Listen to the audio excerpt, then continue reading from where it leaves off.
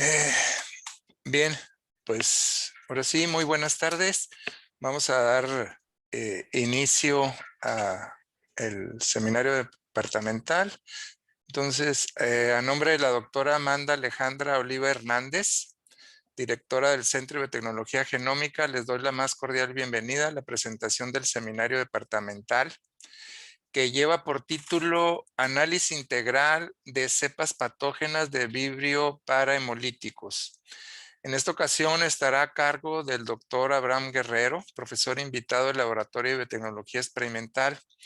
El doctor es profesor e investigador del CONACYT, miembro del Sistema Nacional de Investigadores. Actualmente labora en el Centro de Investigación en Alimentación y Desarrollo y en la Unidad Regional Mazatlán, Acuicultura y Manejo Ambiental. Bienvenido, doctor. Adelante. Ok, muchas gracias. ¿Sí alcanzan a ver mi presentación? Sí. Ok. Bueno, antes que nada, pues muchas gracias por la invitación. Ya me presentaron. Pues mi nombre es Abraham Guerrero. Y bueno, las dos áreas en las que yo he estado trabajando en los últimos años son básicamente genómica y metagenómica. Aquí les vengo a presentar una de las especies con las que yo he trabajado, que es Vibrio para hemolíticos. La otra con la que también he trabajado es Vibrio bunificus a nivel genómico. Y a nivel de metagenómica, bueno, he hecho análisis a nivel de estructura de comunidades en sistemas acuáticos. Pero ahorita nos vamos a centrar básicamente en una especie en el área genómica. Bueno, los vibrios paramolíticos en general son bacterias asociadas a ambientes marinos. Los podemos encontrar en una amplia distribución en la Tierra. Y generalmente algunas de estas cepas son reportadas como patógenas para el humano, debido a la interacción que existe entre la bacteria con algunos otros organismos, ya sea que porque pueden infectar a peces, o también algunos organismos como los moluscos pueden concentrar altas concentraciones de estas bacterias. Pues una vez que estos organismos llegan a nuestras muestras, pues a nuestra mesa, pues ahí es donde se presenta el problema de infección. En el caso de Vibrio para hemolíticos es muy común que se asocia a la ingesta de organismos marinos, principalmente cuando no están bien cocidos. En este caso, por decir como los ostiones, es muy común que en verano, cuando incrementan las temperaturas, pues se pueda tener casos de infección asociados a esta bacteria. Hasta antes de 1996, los casos de infección de esta bacteria estaban muy regionalizados. Es decir, por decir, en el norte del continente americano, principalmente en Estados Unidos y México, la cepa que principalmente estaba asociada a los casos de infección era la O4K12, que estaba, déjenme, recuerdo cómo ponerle aquí en la presentación la parte del puntero. ¿Alguien me recuerda cómo era que le ponían el puntero? Perdón. Sí, en modo de presentación. Ajá. Una vez ya en modo de presentación. Está abajo a la izquierda, por donde tiene la NA, Nair. Ya. Está todo en blanco. A ver, déjame voy a uno que no está tan en blanco, que no alcanzo a anotarlo. Con que mueva el cursor sobre ahí se ve la pluma. Y dele clic para seleccionar puntero. Pero no me lo da. No me lo está dando. No sé qué es lo que sucede. O en la... Ahí está. Laser pointer. Laser pointer, ¿verdad? Ahí está. Bueno, les indicaba que hasta antes de 1996 la mayoría de los casos estaban muy regionalizados. Es decir, la cepa que comúnmente se detectaba en el norte asociada principalmente al Golfo de México, tanto en Estados Unidos como en México, era la O4K12. Y así para las diferentes regiones, tanto en Europa, África y sobre todo en Asia, que es donde más se reporta casos de infección asociados no nada más a vibrio para hemolíticos, sino en general a vibrios. En 1996 aparecen unos casos de infección en el sureste asiático, principalmente en la India y en Bangladesh, donde se reportan varios casos de infección, entre algunos de ellos fueron casos fatales. En los meses subsecuentes se detectaron diferentes casos de infección asociado al resto de la zona del sureste asiático. Fue en un periodo de 2 a 3 meses y lo que se dieron cuenta es con los análisis moleculares en aquel momento que la mayoría de las cepas obtenidas pertenecían al serotipo 3K6 y tenían una similitud muy alta a nivel del análisis de algunos genes, lo cual se reportó como la cepa que conocemos actualmente como la cepa pandémica, también conocida algunas veces como clon pandémico. Pasa el tiempo y en un periodo de 2 años se da el primer brote epidemiológico en los Estados Unidos, en donde se detectan más de 700 casos. La mayoría de los casos asociados al brote epidemiológico en los Estados Unidos fueron porque los pacientes habían ingerido productos marinos crudos, obtenidos principalmente del Golfo de México. No sé si recuerden, a lo mejor logran ahí recordar que en los 90 había un programa o una campaña muy intensiva aquí en México donde nos indicaban que en ciertos periodos del año, sobre todo en verano, pues no ingerir organismos marinos, sobre todo si eran crudos, que era mejor ingerirlos cocidos. También que nos laváramos bien las manos, y si presentamos algún síntoma como diarrea, fiebre, alguno de estos sintomatologías, pues era importante acudir con el médico. Y esto era porque estaba el problema de los casos de vibrio cólera. El punto es que durante este periodo, el INDRE, el Instituto Nacional de Referencia Epidemiológica, pues se dio la tarea de tratar de obtener el mayor número de cepas asociadas a los casos de infección.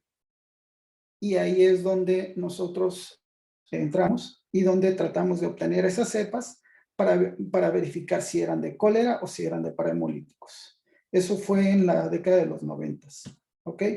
Bueno, para terminar aquí el punto de la parte histórica de vibrio parahemolíticos, en México se detecta el primer caso, el brote epidemiológico en el 2004-2005, con más de 1,200 casos en el estado de Sinaloa. También en ese periodo se presentan diferentes casos de infección y algunos brotes epidemiológicos en el sur del continente, principalmente en Perú y Chile, siendo Chile el más afectado, y algunas otras regiones geográficas del planeta, donde esta cepa pues, ya ha sido reportada. Esta es una imagen de la base de datos de Pool Multilocus Sequence Typing. Y básicamente aquí lo que nos indica es cuántas cepas son reportadas por cada uno de los países que han sometido secuencias a esa base de datos. Aunque si bien el 100% de todas las secuencias obtenidas aquí no son exactamente de la cepa O3K6, que es la cepa pandémica, gran mayoría, más o menos como alrededor de un 70%, sí pertenecen a esa cepa. Entonces, de cierta manera, pues también nos da una manera de cómo hacer todo el rastreo de dónde es donde se presentan mayores casos de infección. Aunque, bueno, hay que tomarlo ahí con cierta cautela, siendo Estados Unidos el que tiene, Estados Unidos y China los que tienen mayor número de secuencias sometidas. En México tenemos, creo que hasta la fecha tenemos pocas secuencias sometidas ahí. Y bueno, por ahí hay zonas de Europa y África y sobre todo el sureste asiático. Bueno, ¿cómo es que apareció esta cepa? ¿Cuáles son las características particulares de la cepa O3K6? Este es un trabajo de Han y colaboradores en el 2014. Lo que ellos hicieron fue rastrear diferentes cepas que se habían aislado durante un periodo de tiempo en las últimas 3 o 4 décadas y lograron obtener cepas que venían desde la década de los 70, en donde había sido aislada la O3K6 y basándose en los métodos moleculares detectaron que esta era que era la cepa que tenía la toxina directa termostable relacionada, que es la TRH. Posteriormente vuelven a detectar en años posteriores otra cepa, otra K6, pero en este caso era negativa para las dos toxinas. En el caso de Vibrio para hemolíticos tiene dos toxinas, que es la directa termostable relacionada y la directa termostable. En el caso de la cepa O3K6, todas son TDAH positivas, que es la directa termostable. Y en este sentido, lo que se da en cuenta estos autores, que en el proceso, antes de 1996, esta cepa adquiere diferentes islas de patogenicidad, que son fragmentos relativamente grandes de ADN y que estos pueden ser pasados de una especie a otra. Y la teoría más aceptada es que fue a través de un fago, que se adquirió en estas regiones relativamente grandes de ADN. Y esto es muy importante porque, por decir, en la isla de patogenicidad número 7 es donde viene la toxina, la TDAH. Y también tiene ahí, en la estructura de esa isla de patogenicidad, también sistemas de secreción para esta toxina. Entonces, de cierta manera, es muy importante tratar de determinar la presencia de estas islas en el caso particular de la cepa pandémica, que es la O3K6. Para 1996, la mayoría de las cepas detectadas, bueno, y digo mayoría porque hasta la fecha no se ha reportado alguna, que no tenga estas características, que ya es con las 7 islas de patogenicidad, todas son TDAH positivas, es decir, son positivas para la toxina TDAH. Y a partir de ahí, desde el 96 a la fecha, la mayoría de los casos de infección reportados en las diferentes regiones geográficas, no el 100%, pero la mayoría sí se dan debido a la presencia de esta cepa.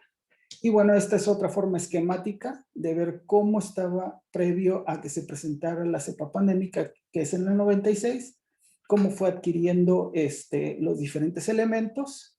En un punto ellos no saben explicar, o más bien los datos que se obtienen no soportan toda la explicación para saber cómo desde un punto en donde era negativo para las dos toxinas, pues después adquiere esas islas de patogenicidad y es positiva para una de las toxinas.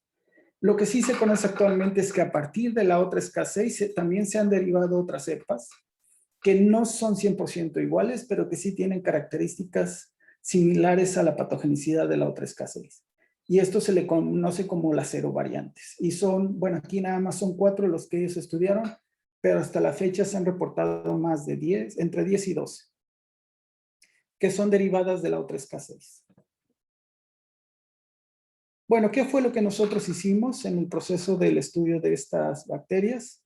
Pues utilizamos primero diferentes técnicas moleculares. Primero, la identificación especie específico, tanto utilizando los primes TLH y PR72H, los cuales son reportados tanto en los manuales de la FDA de Estados Unidos, también como los manuales de la Unión Europea.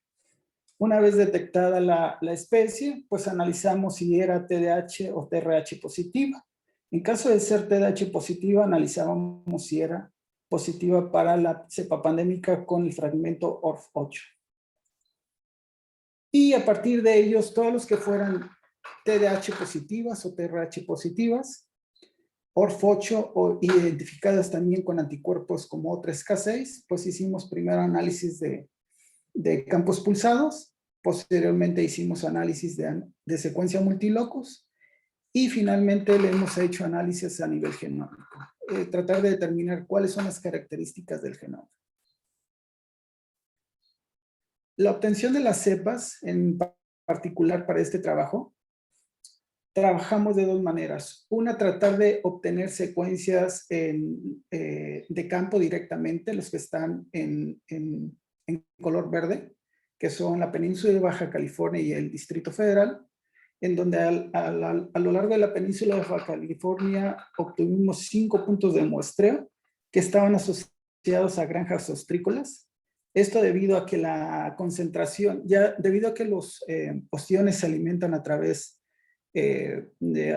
pueden llegar a obtener una alta concentración de estas bacterias. Entonces, en ese sentido, pues era importante evaluarlos con los ostiones. En el caso del DF, lo que hicimos fue ir a comprar los ostiones a uno de los puntos de venta, y los otros estados que están en azul, donde obtuvimos cepas de colección. De la colección de 3 instituciones, en este caso del CIAT, la base de datos de CAIN, la del CISESE y la del INDRE. En este caso, la mayoría de las cepas que yo reporto aquí fueron obtenidas por el INDRE entre el 98 y 2009. En total tuvimos un poco menos de 40 cepas, 38, de las cuales la mayoría de ellas fueron aisladas en México, en diferentes estados, en Sinaloa, Hidalgo, Ciudad de México, en Michoacán, Tamaulipas, Nuevo León y algunas otras localidades. También obtuvimos cepas de referencia que venían de Japón y una cepa asociada a los casos de infección en Texas, que fueron del 98. A partir de estas cepas, si ustedes pueden notar, la mayoría de ellas fueron TDAH. Algunas de ellas también fueron TDAH, TRH positivas. Y la mayoría de las que fueron TDAH, que eran para la toxina directa termostable, también fueron positivas para el serotipo O3K6, que se evaluó con el ORF8. Y también se les hizo análisis a través de anticuerpos, aunque en este caso únicamente se hicieron análisis para las que fueron ORF8 positivas y son las que se reportaron. Debido a que se requiere una gran cantidad de juegos de anticuerpos, pues nada más decidimos que si la mayoría de lo que nosotros obteníamos eran O3K6, con los análisis de ORF8, bueno, nada más teníamos que hacer el análisis para eso. No todos se les hizo el análisis, pero lo importante aquí eran las cepa pandémica. En el caso de análisis de campos pulsados, si no han tenido la experiencia de realizar esta técnica, es una técnica que ya está quedando en desuso, debido a que es relativamente cara, y digamos que los precios actuales entre hacer una secuenciación y hacer un análisis de este tipo, pues es muy, muy similar, y obviamente a nivel de secuenciación tiene mejores resultados. Pero básicamente lo que se hace es llevar la bacteria a una concentración definida, embeberla en un gel de agarosa y a partir de ahí hacerle varios tratamientos. Uno de ellos es agregarle una enzima, lo cual permite que se fragmente el ADN. En teoría, si 2 cepas dadas son iguales, es decir, genéticamente iguales, pues el ADN se fragmentará de la misma manera y se expresará a la hora de hacer la electroforesis, con el mismo patrón de bandeo. Si es diferente, bueno, tendrá diferente patrón de bandeo, como lo muestro aquí en la imagen. Y una vez obtenidas todas las fotografías, se meten a un programa, el cual nos permite determinar un árbol filogenético. Una de las cosas que hay que tener cuidado es, en este caso yo siempre ponía 3 escaleras, que son las 2 que están en el extremo y la que están en la parte central. También utilizaba una bacteria de referencia que era Vibrio cholera, y una de referencia que era para la especie que yo estaba estudiando, que es Vibrio parahemolíticos. Siempre esas 3 características las ponía en cada una de las imágenes para poder tener un punto de referencia a la hora de hacer un análisis.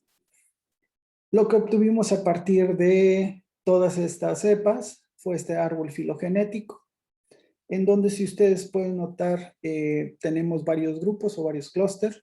Si lo hacemos una asociación casi al 49%, si delimitamos nuestros clústeres. Y aquí la parte más importante, pues, es el clúster central, el E. Todas estas cepas eran TDAH positivas y ORF8 positivas. Y todas ellas eran positivas para la cepa O3K6. Ahora, una de las cosas que se puede notar aquí, pues que si bien sí se agrupan en un solo clúster, también tienen una amplia variabilidad genética, lo cual, de cierta manera, no concuerda con la bibliografía, en donde indican casi que es un clon Paco. Entonces, basándonos en estos resultados, nosotros seleccionamos algunas cepas, tanto O3K6, también algunas de los otros clústeres que eran TDAH positivas o TDAH-TRH positivas, pero que no eran O3K6. Y para ello nos basamos en los análisis de secuencia multilocus. Para hacer este análisis, nos basamos en 7 genes, 3 asociados al cromosoma 1. Estos genes, los primers de estos genes los pueden encontrar en la base de datos de Pool Multilocus Sequence Typing. Ahí describen toda la metodología, nos basamos en la metodología de ellos y también en la descrita por González Escalona, que es el curador para esta especie, y a partir de esos primers, pues generamos toda la información.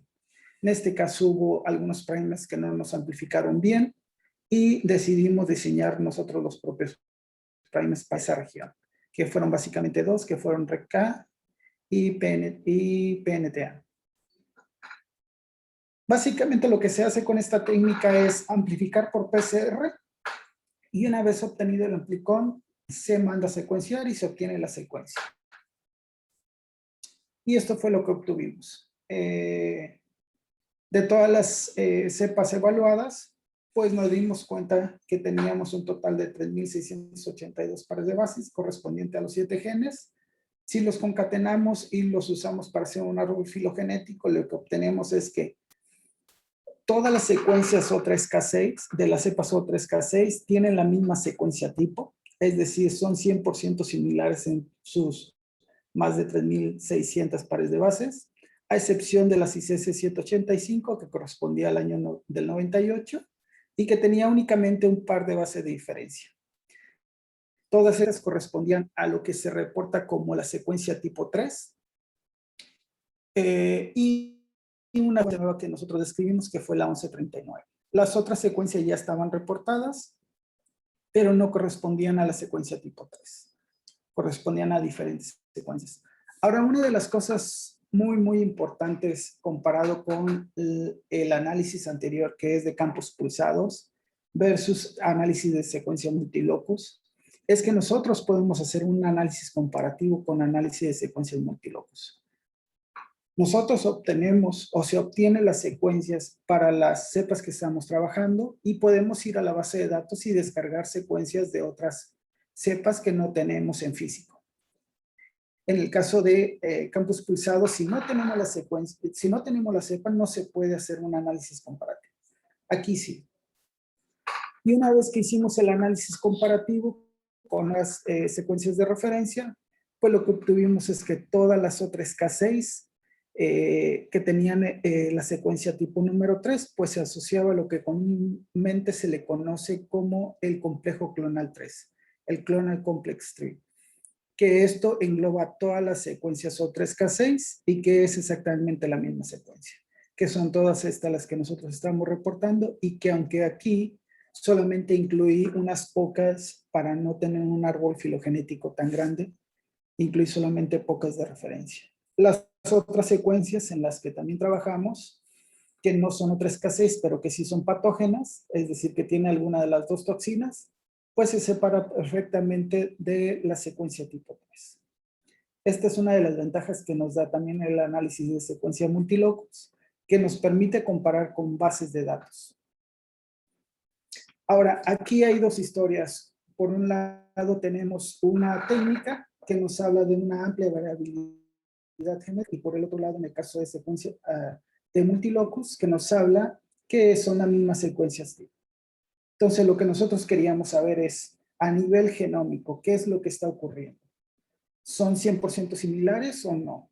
Y si existen diferencias, ¿a qué nivel se presentan? Bueno, este es otro método de evaluar también en las análisis de secuencia multilocus. El programa se llama GoEBRUS y lo que hace es básicamente uno mete toda una retícula o una matriz de todos los alelos que obtuvimos para cada uno de los genes en el mismo orden y una vez obtenido esa retícula la metemos al programa y básicamente hace una asociación.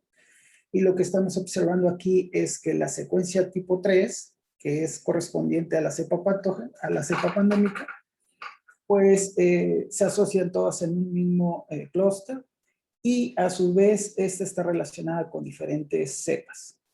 En este caso con diferentes secuencias tipo que representan diferentes cepas. Algunas de estas se le conoce como las serovariantes. En una de las diapositivas anteriores indicaba que a partir de la cepa patógena se han derivado otras serovariantes. Bueno, algunas de estas están asociadas a esta secuencia tipo. Y bueno, la mayoría de las cepas que nosotros obtuvimos, que fueron de las 25, 24 fueron asociadas al complejo clonal 3, perdón, a la secuencia tipo 3, y todas asociadas al complejo clonal 3, lo cual esto concuerda con la bibliografía previamente descrita para esta especie. Las otras, pues están asociadas a otras secuencias tipo que no son que no están directamente relacionadas con la cepa pandémica. Este es un análisis similar, también con el mismo programa, pero esto es reportado por Han. Y realmente aquí lo pongo porque creo que se ve un poquito mejor de lo que yo hice el anterior. Y bueno, ahí es exactamente lo mismo. Toda la secuencia tipo 3 se asocia en un complejo clonal, que es el clonal complex 3, y a su vez está relacionada con los derivados, que son las serovariantes de la cepa pandémica. Y bueno, ahí ellos sí tuvieron la oportunidad de tener otros complejos clonales que, bueno, no estaban relacionados con la cepa pandémica, pero que en su mayoría, pues sí son cepas patógenas. Es decir, que tienen alguna de las dos toxinas reportadas. Ahora, la pregunta era, ¿existe una gran variabilidad entre las diferentes cepas que se analizaron o no? Debido a que una de las técnicas, que es la de campos pulsados, sí nos da una amplia variabilidad, y por el otro lado, la de análisis de secuencias multilocos, pues nos indicaba que era la misma secuencia tipo, lo cual concordaba en gran medida con lo que comúnmente se describe como clónico. Cuando nosotros ya hicimos el análisis a nivel de todo el genoma, pues lo que obtenemos es que el análisis comparativo, una vez que se obtiene la secuenciación, esta se ensambla y después se ordena cada uno de los contextos y se hace un análisis comparativo utilizando un programa que utiliza BLAST para hacer el alineamiento, y lo que hace es comparar la cantidad de genes reportados para cada uno de ellos con respecto al resto de las cepas. Y aquí lo que podemos ver es que la variabilidad a nivel del genoma va desde un 79 hasta, perdón, alrededor de un 20% a un 2-3% de diferencia. ¿Ok? Aquí una de las cuestiones que habría que ver es que la cepa de referencia, que es la RIM 221633, que fue aislada en el 96 asociada a los casos de infección en Asia, que esta fue aislada en Japón, y esa pues es de la otra escasez, siempre se utiliza como referencia, y pues vemos que aquí con algunas cepas, por decir la KM 400, pues tiene una baja similitud. Y menciono esta porque esta fue la que fue aislada en el primer brote epidemiológico ocurrido en México, que fue en el 2004. Si bien sí se presentan brotes casos de infección desde el 98 en México, el primer brote epidemiológico se presenta en el 2004 en el estado de Sinaloa. Y aquí, pues lo que se puede ver es que correspondiente a esa cepa, pues sí hay una baja similitud. Ahora, esta variabilidad puede ser relativamente grande. O sea, aunque seguimos utilizando el término clon pandémico, pues realmente hay que entender que las cepas están distribuidas en gran parte en la zona tropical y subtropical de la Tierra. Entonces, pues es normal que sí presenten variaciones. Ahora, estas variaciones, ¿a qué nivel se presentan? Se presentan en los principales elementos asociados a la cepa pandémica o fuera de ellos. Bueno, esta es otra forma de representarlo. Aquí lo que nos habla es cuántos genes fueron detectados para la cepa de referencia, y a partir de estos genes, cuántos son nuevos, correspondiente a la cantidad de genes y a la cantidad de familia de genes. En la línea azul tenemos lo que se le conoce como el pangenome, que me representa todos los genes detectados en todas las cepas analizadas. Y el core genome, que son los genes que se detectaron en todas las cepas. Es decir, que todos estos genes están compartidos en todas las cepas analizadas, y estos al menos fueron detectados, el pangenome al menos fueron detectados una vez en alguna de las cepas. Entonces, aquí generalmente en los análisis, entre más cepas se incluyan, el pangenome tiende a incrementar bruscamente, digámoslo de esa manera, y el core genome tiende a crecer bruscamente. Aquí lo que estamos observando es que alrededor de los casi 6,000 genes detectados en este caso en las 7 cepas analizadas, pues la mayoría de ellos están presentes en todas las cepas, lo cual nos habla de una relación filogenética pues altamente, de un grupo de bacterias altamente relacionadas o filogenéticamente relacionadas. En este caso, bueno, nada más lo quise contrastar con una cepa que no era pandémica, que es, en este caso, es Vibrio parahemolyticus aislado de un camarón y que estaba asociado a los casos de infección de un camarón y no en casos de infección de humanos. Y pues se ve cómo está totalmente diferenciado de las otras K6. Ahora, si yo hago esta lectura, pero ya a nivel de un análisis comparativo del genoma, lo que vamos a ver es algo similar a esto. Lo que se hace con este programa es un alineamiento utilizando BLAST, y una vez que se hace el alineamiento, bueno, en este caso incluí la cepa de referencia, la aislada en Japón en el 96, algunas cepas aisladas tanto en Texas como en Sudamérica, en Perú y Chile. Y con respecto a las cepas que nosotros estamos reportando aisladas en México, que van desde el 98 hasta el 2012. En la gráfica, cada uno de esos anillos corresponde a cada una de las cepas. Y lo que estamos viendo aquí es que en estas zonas en las que se ve totalmente en blanco, pues es donde se encuentran las zonas de diferencias de esta cepa en particular, que es muy evidente esta zona con respecto a las demás cepas. Tal vez en esta zona también es muy evidente, donde hay una alta variabilidad en esa zona. Pero generalmente lo que nosotros hemos estado detectando en la mayoría de las cepas en las que hemos hecho análisis a nivel genómico, es que si bien sí existe esa variabilidad entre el 2, 3 y el 20%, la mayoría de los elementos asociados a la cepa pandémica, que son 7 islas de patogenicidad, 5 asociadas en el cromosoma 1, algunos elementos como fagos, sistemas de homotolerancia, integrones de la clase 1, sistema de pilus que son muy importantes a la hora de, en el proceso de infección, sistemas de secreción, lipopolisacáridos, entre otros. Todos estos elementos que comúnmente se reportan para la cepa pandémica están presentes. Aunque aquí no muestro la gráfica porque no hay un alineamiento que dice para algunas de estas islas de patogenicidad, pues la similitud entre las diferentes islas de patogenicidad para cada una de las cepas es muy cercana al 100%. Va entre el 97 y el 99%. Entonces, lo que nos habla es que la mayoría de la variabilidad a nivel del genoma no se da en los elementos asociados a la cepa pandémica, sino en algunos otros genes. Entonces, esto es muy importante porque a pesar de que sí existe una variabilidad y que estrictamente no es un clon, pues a nivel de los principales elementos de patogenicidad, sí hay una alta similitud. En este caso, uno de los elementos más importantes es la isla número 7, la isla de patogenicidad número 7, porque aquí es donde se encuentra la toxina, la TDAH, que es la que comúnmente se reporta para las cepas patógenas y particularmente para la otra K6. También aquí tiene los sistemas de secreción que están asociados a esa toxina. Y de cierta manera, algunas de las cuestiones que se han venido publicando es que es de gran importancia entender cuál es la relación de las islas de patogenicidad con la cepa pandémica. Y este trabajo es de Xu y colaboradores.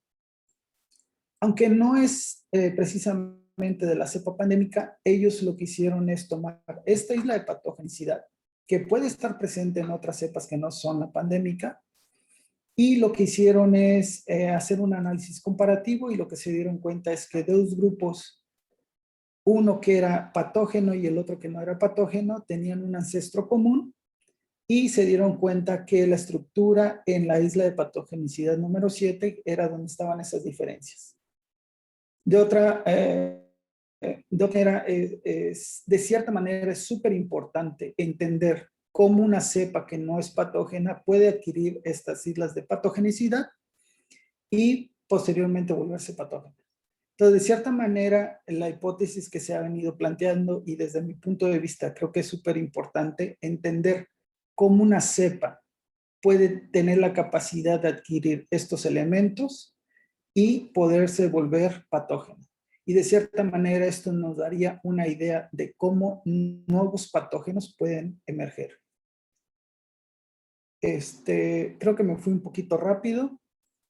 Nada más lo último con lo que quiero concluir esta plática es que en gran medida es súper importante para aquellos que estamos metidos en trabajos asociados a análisis biológico, pues también meternos un poco a la parte de bioinformática.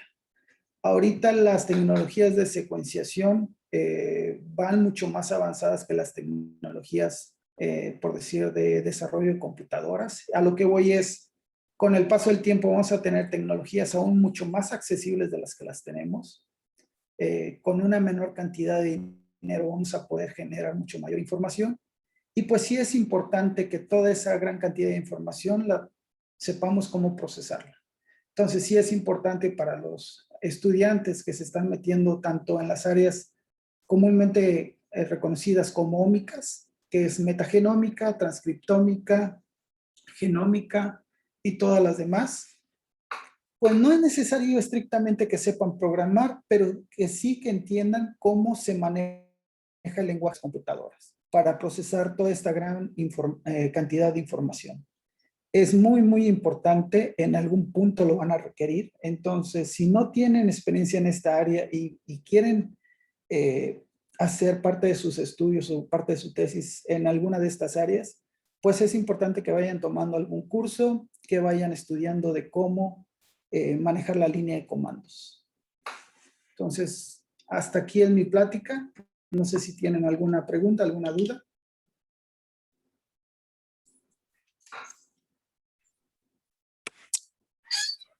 Gracias, doctor. Vamos a ver si tenemos por ahí en el chat o que levanten la mano.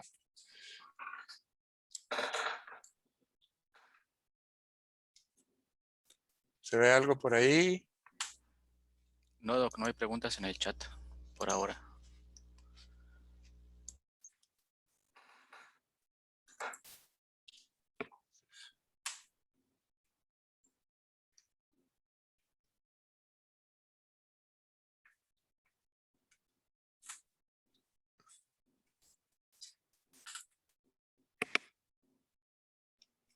Están habilitados los micrófonos. Si alguien gusta abrir su micrófono, lo pueden hacer.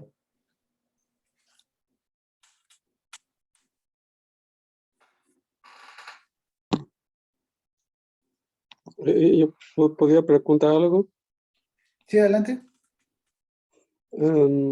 Bueno, usted el trabajo se enfoca más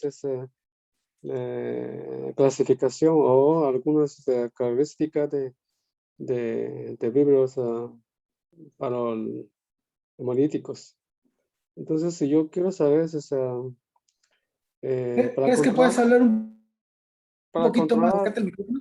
okay, para controlar este patógeno, ¿y qué cosa es más importante para usted piensa, qué cosa es más importante para controlar? O sea, tú dices, ¿cómo encontrar en una muestra ambiental esta cepa? Ajá. Ok. Es patógeno. Sí, es un patógeno. Lo que nosotros hicimos es basarnos en ostiones. ¿Por qué en ostiones? Lo que hacen los ostiones es alimentarse por filtración. Entonces, en un momento dado, cuando incrementa la temperatura, en general todas las bacterias incrementan. Entonces, en este periodo de tiempo en el que los ostiones se alimentan, concentran una alta cantidad de materia orgánica de todo tipo. Entonces, la probabilidad de encontrar alguna cepa que nosotros estemos buscando, sobre todo las que son marinas y acuáticas, pues la podemos encontrar ahí. Entonces, lo que nosotros hicimos fue basarnos en ostiones, en muestras ambientales. Y sí detectamos en épocas de altas temperaturas, sí detectamos cepas patógenas. Las cepas en particular de bioparahemolíticos te las vas a encontrar todo el año. pero la mayoría de ellas, el 97% no son patógenas. Nosotros nos queríamos enfocar en la parte patógena.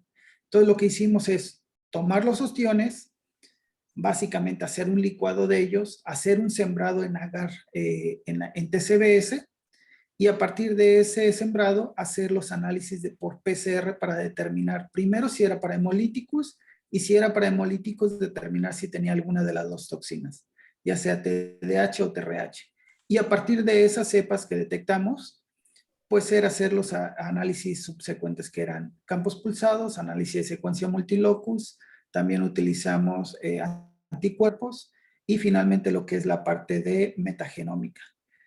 Para la otra sección nos basamos en colecciones que estaban en diferentes universidades. La más importante en este caso para mí, en este estudio, bueno, en este caso fueron varios artículos publicados con estas cepas, fueron las obtenidas en la colección del INDRE, en las cuales ellos habían estado tratando de colectar principalmente asociados a casos de infección con cólera, pero algunas de ellas eran negativos, entonces nosotros las analizamos y detectamos que la mayoría de ellas eran la cepa patógena O3K6.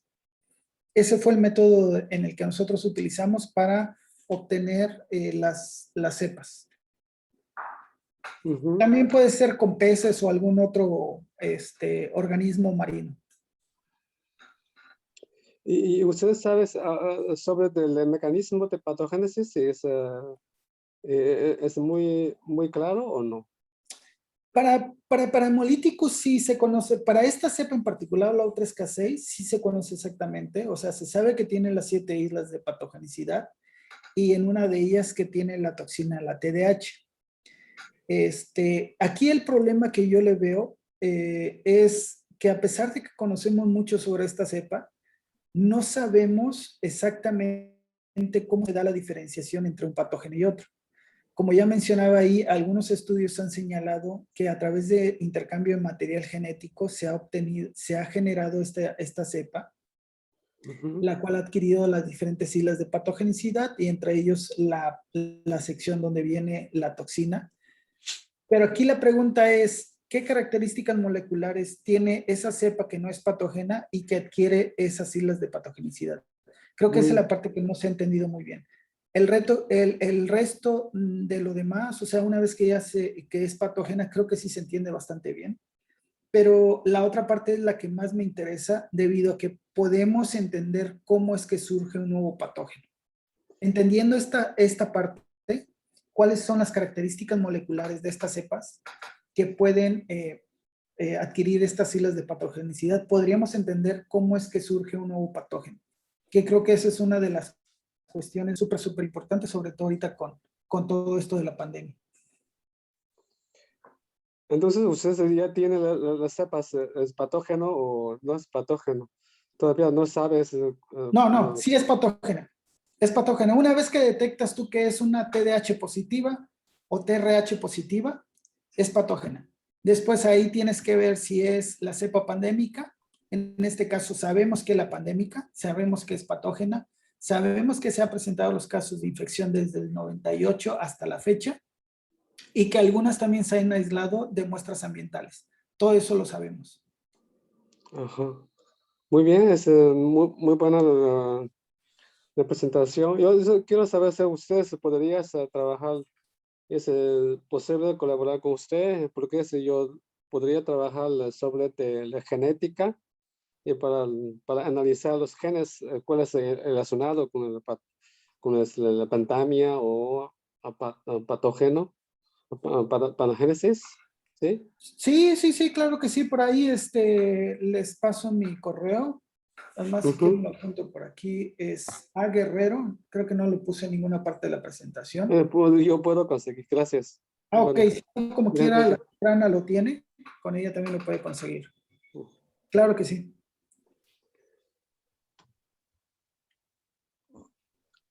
Disculpa, yo tengo una pregunta, pero no sé si se salió un poquito de esto. ¿Existe algún otro organismo dentro del que cuente con esta toxina y que infecte a estos mismos camarones o ¿cómo se llama? O ostiones, y que no pertenezca a Vibrio para Hemolyticus. La toxina, las dos no la he visto reportada en otro. No significa que no lo haya, no lo sé, yo no lo he visto reportado. En cuanto a la especie, aquí yo nada más muestro las que son patógenas para humanos, pero sí, la misma especie también es patógena para otros organismos, como peces, crustáceos. De hecho, ha habido un problema muy fuerte aquí en Sinaloa sobre mortalidad de crustáceos, que está implicado ahí Vibrio parahemolyticus, pero no es la misma cepa. Es una cepa que infecta a crustáceos, pero no a humanos. Y en este caso en particular, la que yo estoy mostrando aquí, que infecta a humanos, pero no infecta a otros organismos. Sí se puede presentar esta cepa en otros organismos, pues porque simplemente la bacteria se asocia con la quitina, está muy relacionada con la asociación con la quitina, pero no infecta a los otros organismos. Esta sí es patógena para humanos, pero no para otros organismos. Y las otras cepas, que también son de Parahemolyticus, afectan a otros organismos, pero no necesariamente al humano. Ok, no sé si se me pasó, no me di cuenta, pero ¿a qué se debe que afecten a unos organismos y a otros no? Híjole, ahí esa pregunta sí te la contestaría mal si te la contesto. Hay muchos factores, ¿no? Lo que sí sé es que a nivel en humanos está muy relacionada con las dos toxinas, la TDH y la TRH. A nivel de los otros organismos, ahí sí te la debo, la verdad es que no sabría decírtelo, pero deben de haber otros factores. Por decir Sí, no hay aquí, problema. algunos de los factores que no están directamente relacionados con la infección, pero sí están en el proceso de la infección, por decir, los sistemas, el Pilus tipo 4, que es muy importante, el Pilus tipo 1, perdón, que es muy importante durante el proceso de la infección. Esto lo que le permite es asociarse al intestino, y lo que permite es que la cepa no se separe del intestino y finalmente sea desechada, sino que esto le mucho la colonización. Algunos otros elementos como los efflux, el multidrug efflux, pero aunque estos dos en particular pues pueden estar presentes en otras cepas que no necesariamente son patógenas. Aquí lo importante es que están presentes estos dos que son importantes durante el proceso de la colonización, pero también tenemos lo que son las toxinas. O sea, hay que verlo también en forma general. Aunque muchas cepas tienen las toxinas, no tienen el mismo grado de infección con respecto a otras. Y eso pues hay que evaluarlo de otra manera. Ok, bueno, muchas gracias. No, gracias a usted.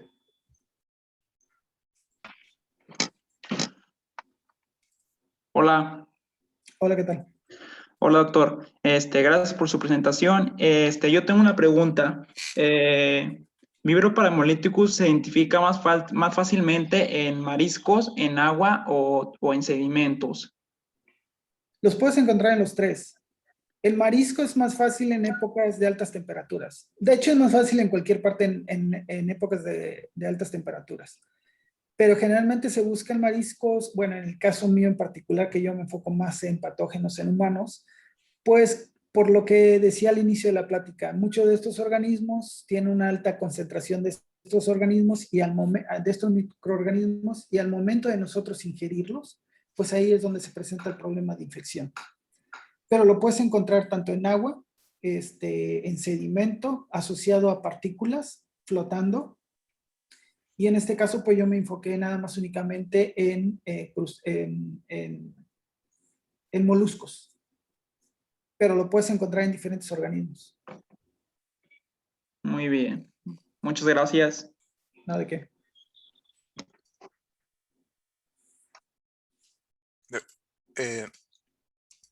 Doctor, ¿Sí? tenemos algunas preguntas en el chat. ¿Me las podrías leer? Porque no tengo ni idea cómo acceder al chat. Ok. ¿Quiere que las lea, Doc? O Sí, adelante, Omar. No Ok. es que no te localizo. Sí, está bien. Pregunta la maestra María del Socorro Ramírez. ¿Cuáles son los síntomas de consumir alimentos contaminados con Vibrio para hemolíticos? Es muy similar al cólera, es diarrea, fiebre, vómito, náuseas, dolor estomacal. Son síntomas muy similares. Una opinión muy particular, yo creo que sí hubo casos o brotes epidemiológicos en el 98 en México, aunque no tenemos esos datos, nada más simplemente lo creo, y que esto fue disfrazado, no disfrazado en el sentido de que alguien lo quiere esconder, sino que al llegar el paciente al hospital, pues tenía los mismos síntomas que se reporta para el cólera, y bueno, simplemente lo medicaban como si fuera un caso de cólera. Pero es muy similar al cólera. Fiebre, dolor estomacal, diarrea, vómito, cuerpo cortado. Ok, gracias, doctor. Ahora pregunta Casey Natalia, estudiante de maestría. Dice así, disculpe, ¿sabe si el cambio de temperatura dado por el calentamiento de los mares afecta la interacción entre moluscos y vibrio? Híjole, la verdad es que no he leído mucho de ello. ¿Para qué te doy una respuesta si no he leído sobre ello? Seguramente sí, pero no tengo información. Ok, muchas gracias, doctor. Bueno, al momento no hay más preguntas. Ok. Adelante, doctor Víctor. Ok, gracias.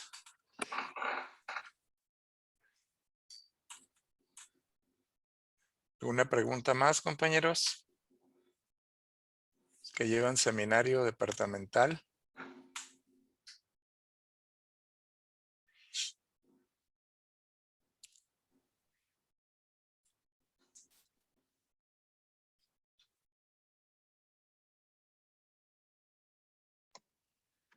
Hola, Adelante. yo tengo otra pregunta, doctor.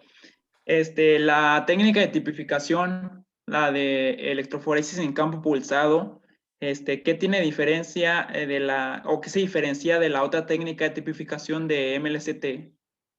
O sea, ¿por qué se usan las dos en el estudio? ¿Y por qué no nada más una? Hay muchas diferencias. Lo que haces tú con el campos pulsados, que es esta que estoy mostrando, lo que haces es fragmentar el ADN de la bacteria utilizando una enzima. Y a partir de este tipo de fotografías, que básicamente es una electroforesis, que en general dura, bueno, en la metodología que yo utilicé, duraba 32 horas una sola electroforesis. Lo que haces finalmente es leer los patrones de bandeo y hacer las diferencias basado en los patrones de bandeo. Y a partir de ello infieres lo que es el árbol filogenético con un programa, ¿no? Ahora, el otro caso, el que es el análisis de secuencia multilocus, pues es muy diferente. Aquí lo que haces es amplificar un gen. Una vez que lo amplificas por un PCR, lo mandas a secuenciar y tú obtienes la secuenciación. ¿Cuál es la diferencia? Pues la verdad es que es abismal. O sea, lo que tú tienes es directamente con análisis de secuencia multilocus, la secuencia per se del gen, y la puedes analizar y generar un árbol filogenético con algún otro programa, ¿no? Sí. Lo que haces con campos pulsados es básicamente inferir. O sea, no estás haciendo un análisis directo. Ahora, ¿por qué lo utilicé en su momento? La verdad es que teníamos el equipo y teníamos el material para hacer las dos técnicas y por eso es que lo hicimos. En retrospectiva, si a mí me preguntan cuál haría yo, pues yo haría análisis de secuencia multilocus. Tiene mayor poder de discriminación y aparte también si lo comparas tú con un análisis de un genoma en cuestiones de precios, sacar un análisis de gel de campos pulsados y hacer un análisis de genoma, pues te da casi el mismo precio. En su momento lo hice porque teníamos todos los recursos para hacerlos, pero si ahora me lo preguntan, yo haría análisis de secuencia multilocus y genómica, que tiene mucho mejor poder de discriminación en cuanto a ver las diferencias a nivel del genoma. Muy bien. Muchas gracias.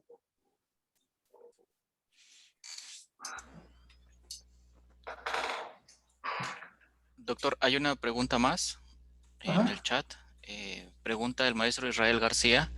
¿Qué tiempo requiere un estudio de este tipo? Pues mira, aquí el problema es que si no tienen las cepas, ahí sí te vas a pasar un rato tratando de aislarlas del medio ambiente. Yo tardé para tener cepas ya aisladas como 2 años. Si ya tiene las cepas aisladas, por decir, si quieres hacer un análisis a nivel de genómica, extraes con un kit de extracción el ADN y lo mandas. Digamos que ahí a lo mejor con ustedes sería un poquito más fácil porque tienen acceso ahí a la frontera y creo que hay una empresa en Texas, si no mal recuerdo. Yo lo coticé el año pasado y estaba como alrededor de $150 el genoma. O sea, si puedes extraer en una semana todos los genomas, enviarlos a lo mejor en un periodo de 1 o 2 meses, ya tengas todo el genoma. Ya nada más ahí habría que ver todo el proceso del análisis del genoma, porque lo que te envían ellos son las secuencias. Hay que ensamblarlas, hay que limpiarlas, hay que hacer el análisis comparativo, hay que utilizar los diferentes programas para cada una de las cuestiones. El proceso aquí de obtenerlas y analizarlas tal vez no es tanto el problema es la interpretación. Pues ahí habría que ver qué es lo que se está buscando, qué genes, qué todo lo relacionado con la cepa que se quiere.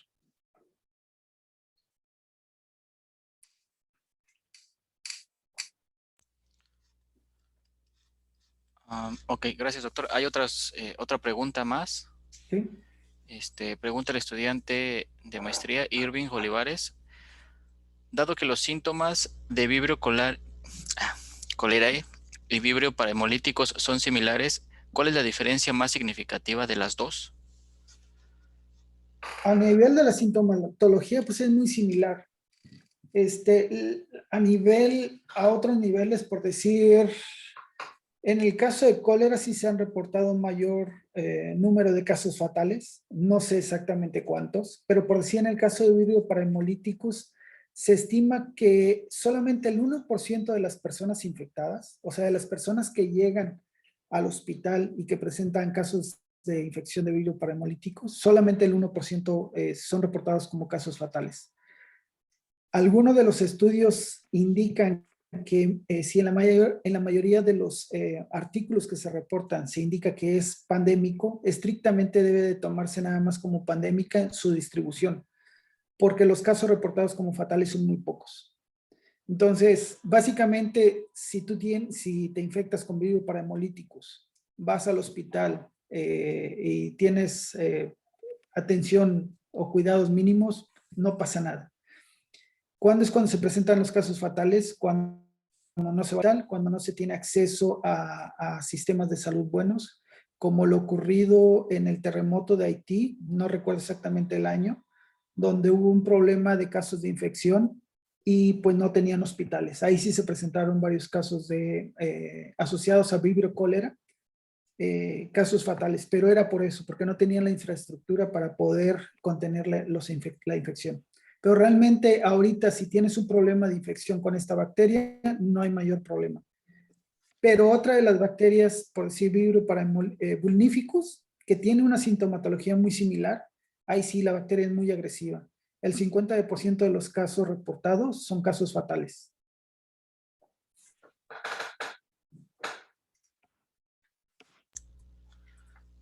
Ok, muchas gracias, doctor.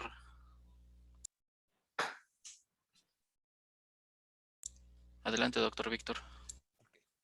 Bueno, pues si no tenemos más preguntas, considero que podemos pasar a ofrecerle el reconocimiento al doctor. Si puedo compartir la pantalla, Sí, bueno, adelante. aquí lo tengo, doctor. Muchas gracias por su presentación. Un tema muy interesante, una bacteria de importancia pues prácticamente en el ámbito acuícola, ¿verdad? Y humano. Entonces, pues felicitamos aquí. Tenemos entendido que el SEA también tiene es importante por la capacidad que tiene de secuenciación, ¿no? Trabajan.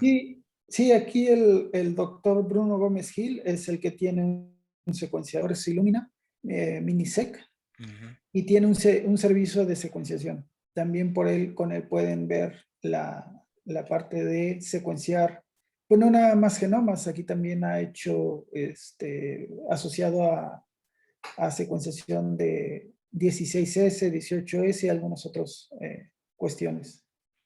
Sí tiene un servicio él también de secuenciación y también tiene un servicio de colección de cepas. También se le puede vender cepas, pero es directamente con él, con el doctor Bruno Gómez Gil. Por ahí si quieren después les paso el dato de él. Muy bien, doctor. Sí, seguramente que se tendrá vinculación. Bien, doctor, pues paso a entregar el reconocimiento que dice Instituto Politécnico Nacional, Centro de Tecnología Genómica, otorga el presente reconocimiento al doctor Abraham Guerrero, profesor investigador en el Sistema Nacional de Investigadores, que está asociado al CEAD en la Unidad Regional de Mazatlán en Acuicultura y Manejo Ambiental, por su participación como ponente en el Seminario Departamental Virtual de Laboratorio de Tecnología Experimental, titulada Análisis Integral de Cepas Patógenas de Vibrio para Hemolíticas, 30 de marzo, a través de la plataforma Zoom del Centro de Tecnología Genómica. Atentamente, la técnica al servicio de la patria, la doctora Amanda Alejandra Oliva Hernández, directora del Centro de Tecnología Genómica. Pues muchas gracias, doctor. No, muchas Haremos gracias. llegar su reconocimiento y estaremos ahí pues, con los profesores para que realicen también posibles vinculaciones, ¿no? Con el que ya se han tenido ahí. Creo que la doctora Verónica, ¿verdad? También sí. está ahí en ese tema. Bien. Ok, pues muchas gracias. Cualquier duda, ya no puse aquí mi correo, pero lo pueden conseguir con la doctora. Si no es aguerrero, así como se escucha, aguerrero@ciad.mx. Además, dejen, si quieren lo pongo acá y ahorita la pongo en la presentación. Denme un segundo.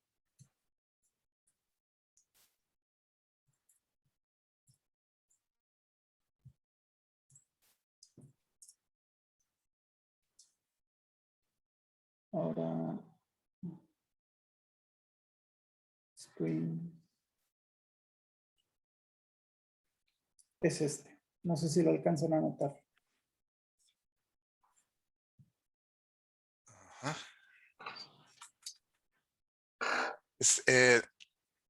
Me imagino que pueden aceptar movilidad de alumnos para hacer estancias, doctor, en el CIAD. Sí, sí, sí. De hecho, por ahí estamos en pláticas con la doctora Ana para que algunos de los alumnos se puedan venir a hacer alguna estancia por acá. También otra de las cosas que nos ha permitido ahorita la pandemia es que como tenemos que estar dando los cursos desde, ahora sí que vía remota, tenemos por ahí algunos alumnos de la institución de ustedes tomando clases de bioinformática que le empezamos a impartir, bueno, que le impartimos en este semestre, en el primer semestre del año. También hemos tenido la oportunidad de tener alumnos de otros países, entonces esa es una de las ventajas que nos ha dado todo este problema de la pandemia. Tener alumnos, aunque no estén presenciales, que no estén aquí, también pueden tomar las clases. Muy bien. Okay, pues aunque ahorita, bueno, ya vamos a la mitad de la clase, pues ya sería un poquito más complicado que ingresar a nuevos alumnos. Pues ya ahí pasamos varios módulos de análisis, entonces tendrían que esperar ahí para el próximo curso. La otra es que también podemos ponernos de acuerdo y a lo mejor yo darles algún curso a ustedes, a los que estén interesados, tanto de... Ahorita lo que más me enfoco a nivel de la materia que estamos impartiendo es la parte de línea de comandos y de metagenómica. Pero podemos ver también lo de la parte de genómica. Bien.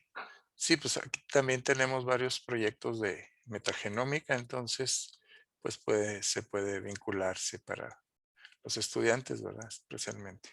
Ah, pues estaría genial. Bueno, pues muchas gracias, doctor. Pasen No, buena gracias. tarde, buen fin, buen periodo. Gracias a ustedes por la de receso. invitación y la verdad es que un placer estar aquí con ustedes. Gracias. Hasta luego. Gracias.